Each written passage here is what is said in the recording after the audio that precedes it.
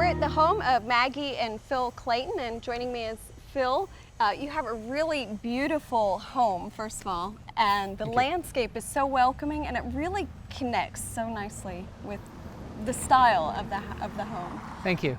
I love the house. I mean, the curb appeal was what originally attracted me to the house, and so working on the garden, wanting to make it to match the Tudor style, and to do something that was pseudo-English, but maybe that had some great colors, didn't have a lot of discipline, I think was something that I was interested in doing. I think it's turned out really nice. Remarkable. Thank you. And you say not very disciplined, but it's certainly well loved. I can tell that you enjoy working out here. There's a lot of just beautiful colors carried through, and textures and themes throughout the garden. Yeah, well, that's true. We do go out here and we play and weed and pull, and I've got some people that help me, so I have to give them some credit too.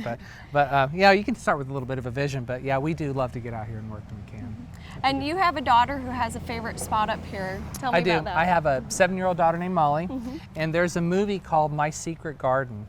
And so when we first moved in here, she discovered that there was a little pathway here. Oh, yes.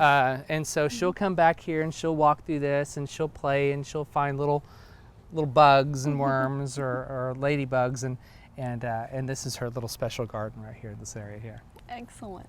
It's always nice to find a little connection with the family. It's a working garden. I mean, I've got our, we don't, you know, I don't want to have a home or a garden where I don't feel like my daughter or the kids can't come and tromp around, you know. So occasionally they may romp around the flowers, but it's okay.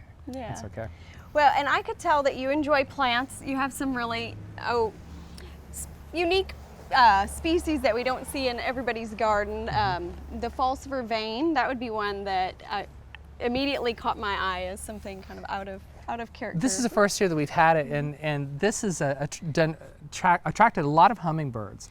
And so it's kind of fun to see them jousting and kind of positioning and getting around here. So we've actually had more hummingbirds this year. I'm not sure if this is what attracted them, but yeah, it's been really, really fun to have it. I love it. I love the little corkscrew and how it just kind of, it has a little mind of its own. It's very playful. Yes.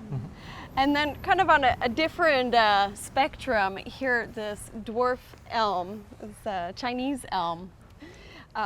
Really interesting character. This is new, and so my wife always gets on to me because I grew up in Hawaii and was around a lot of Japanese influences, and I tend to want to bonsai everything, so I'll probably end up starting to trim this and shape this. It's going to be a work in progress, but I think it's really, really a neat. When I saw this, I was thrilled to have that. Well, it just has such interesting characters, and it plays well into that bonsai. Come and see it in 10 years. I will certainly do that. Well, going on that Japanese theme, I think we see a bit more of that in the backyard. Why don't we go take a look? Please, come back. You mentioned your desire to create a very family-friendly, comfortable living environment, and back here I really feel that. It's quite natural feeling. Good. I have a 7.5-year-old daughter, and I want her to be comfortable coming out here and playing. It's on weekends, we'll have 10 kids back here swimming and running around, and I don't want to be that dad that's worrying about his landscape or not having kids run on the grass. So it was important to me that it's maybe a living garden, but that's also being used. Yeah.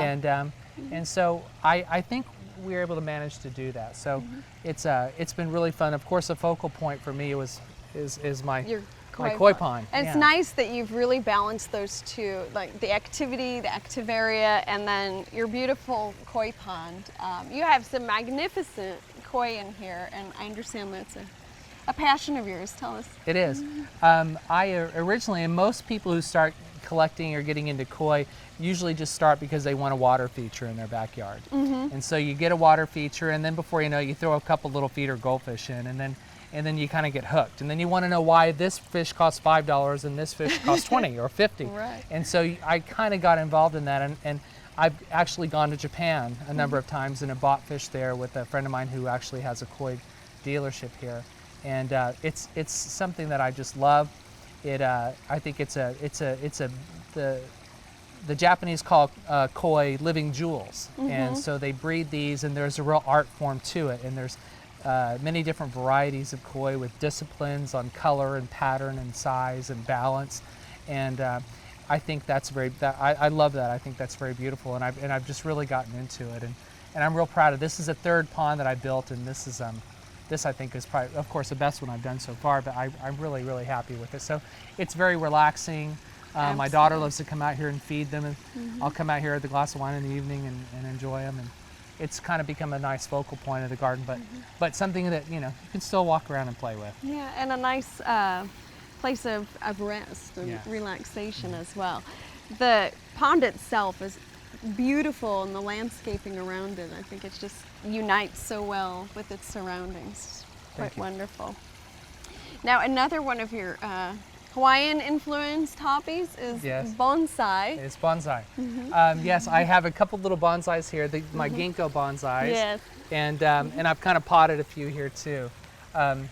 I've gotten a few other specimen plants that I've actually that aren't true bonsais, but that I've kind of started You trimming like and to shaping. Prune and shape. Yeah, my wife, much to my wife's chagrin, but yeah, but yeah, I really do. That's another thing that I really enjoy.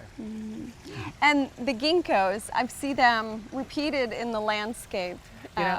And I saw, particularly favor that tree. it's my favorite tree. I love it. It's the first time I saw ginkgos was actually, believe it or not, in New York. They line the streets of Manhattan. They're really tough trees. Tough trees. Yeah. They've been around for 200 million years. They find them in fossils, one of the oldest living trees still. So they're extremely environmentally, they're resistant to a lot of conditions, or they can live in a lot of conditions, drought resistant, and I just think they're beautiful. I love the form of the leaf and how they look in the fall. I They think they're really gorgeous. are very unique and thank very you. beautiful, graceful.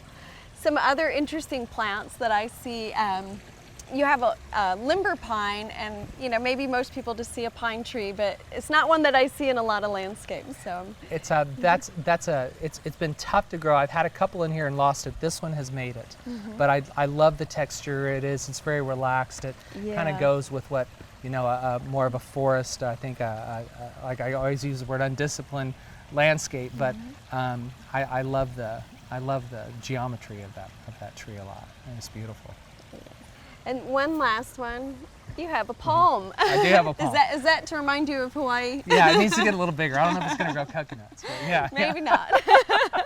But yeah, that is it's you don't really have an opportunity to grow a palm tree in Oklahoma, so yeah, when I heard that we could do that, I love it. Yes, I enjoy that too. Well, you have such a beautiful landscape, and I think it's a really nice balance of the discipline and the wild or natural. It's really come together in beautiful harmony. I'm glad to share it. Thank you. Thank you. We hope you've enjoyed this classic from the Oklahoma Gardening Vault. Remember, even though these tips and techniques are timeless, there's always something new to learn in the world of gardening. By subscribing to both Oklahoma Gardening and OK Gardening Classics, you'll have access to a wealth of gardening knowledge, both classic and contemporary.